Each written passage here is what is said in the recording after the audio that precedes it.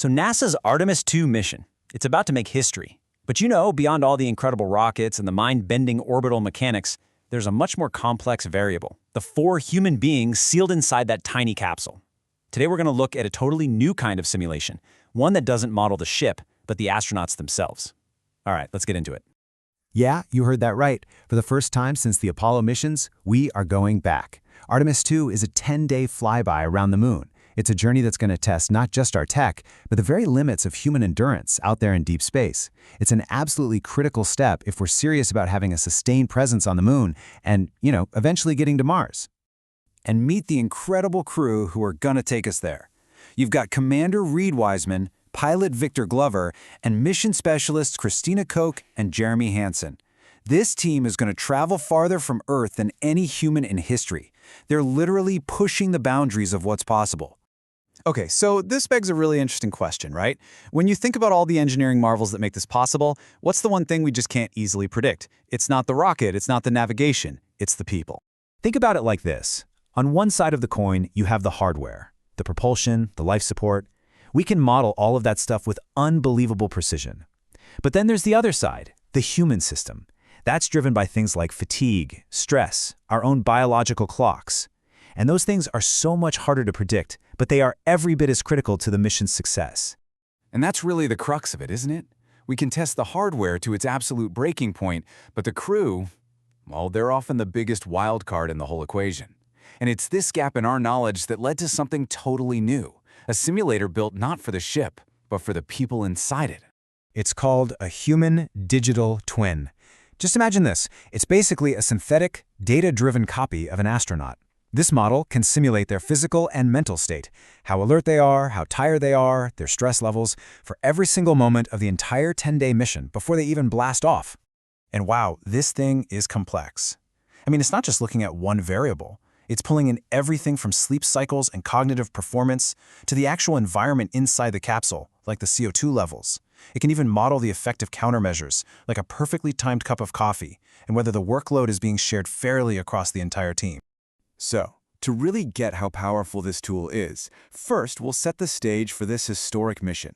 Then, we're going to dive into the astronaut's inner space, those really unique challenges that come with traveling through deep space. After that, we'll look at how this amazing digital twin was actually put together. And finally, we'll decode the incredible insights it gives us and how it can predict an astronaut's performance. All right, now this is where things get really, really cool. That top graph, that shows the mission's flight path, the launch, the long trip out, the flyby, and the return. But look at the bottom graph. It maps the crew's predicted cognitive performance onto that exact same timeline. You can literally see how their performance is expected to dip and rise with their natural body clocks, and how super high-stress moments like re-entry just crank up the fatigue. It's a direct visual link between where they are in space and how well their brains are working. This, right here, might just be the most mind-blowing part of the whole thing. This is a risk heat map.